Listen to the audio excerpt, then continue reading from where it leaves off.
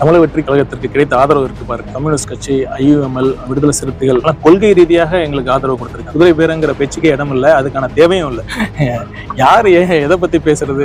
இந்த தேர்தலில் என்ன பண்ணாங்கன்னு உங்களுக்கே தெரியும். திரும்ப சொல்லணுமா? இந்த தொகுதியில ஒவ்வொரு தொகுதியிலும் எவ்வளவு இது பண்ணாங்க. தோல்வியில இருந்து பாடம் கத்துக்கிட்டா அந்த கட்சிக்கு நல்லது. கீழே விழுந்தாலும் மீசையில மண் ஓட்டலங்கிற கதையா இத்தனை சதவீதம் ஓட்டு வாங்கியிருக்காங்க, இத்தனை சதவீதம் வாக்களிக்கவில்லை அப்படின்னா, இதுக்கு முன்னாடி நடந்த திமுக ஆட்சியில 100% திமுக மக்கள் வாக்களிச்சாங்களா என்ன? தமிழக வெற்றி கழகத்திற்கு கிடைத்த ஆதரவு இருக்கு பாருங்க. கம்யூனிஸ்ட் கட்சி, ஐயுஎம்எல், விடுதலை சிறுத்தைகள் கொள்கை ரீதியாக எங்களுக்கு ஆதரவு கொடுத்திருக்காங்க. மதசார்பற்ற சமூக நீதியை கொண்ட நம்ம கட்சி தமிழக வெற்றி கழகம். இதன் அடிப்படையில தான் இந்த கட்சிகள் எங்கள் கட்சிக்கு ஆதரவு கொடுத்திருக்காங்க. குதிரை பேரங்கிற பேச்சுக்கே இடம் இல்லை, அதுக்கான தேவையும் இல்லை.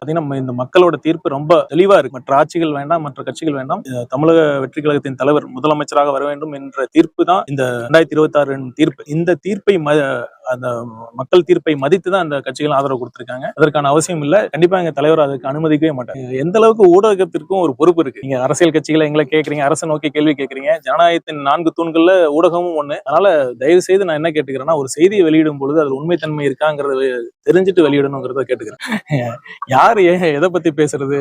இந்த தேர்தலில் என்ன பண்ணாங்கன்னு உங்களுக்கே தெரியும். திரும்ப சொல்லணுமா? இந்த தொகுதியில ஒவ்வொரு தொகுதியிலும் எவ்வளவு இது பண்ணாங்கன்னு. கண்டிப்பா அதுல அந்த ஒரு சொல்ற மாதிரி குற்றச்சாட்டுகள்லாம் முற்றிலும் தவறானது, தேவையற்றது. இந்த நேரத்துல ஒண்ணு சொல்லிக்கிறேன். பாத்தீங்கன்னா, வெற்றி தோல்விங்கிறது இயல்புதான். தோல்வியில இருந்து பாடம் கத்துக்கிட்டா அந்த கட்சிக்கு நல்லது. கீழே விழுந்தாலும் மீசையில மண் ஓட்டலங்கிற கதையா இத்தனை சதவீதம் ஓட்டு வாங்கியிருக்காங்க, இத்தனை சதவீதம் மக்கள் வாக்களிக்கவில்லை அப்படின்னா, இதுக்கு முன்னாடி நடந்த திமுக ஆட்சியில 100% திமுக மக்கள் வாக்களிச்சாங்களா என்ன? இந்திய ஜனநாயக முறை first past the post system. அந்த சிஸ்டம், அந்த ஸ்கீம் அடிப்படையில தான் இவ்வளவு நாள் தேர்தல் நடந்துச்சு.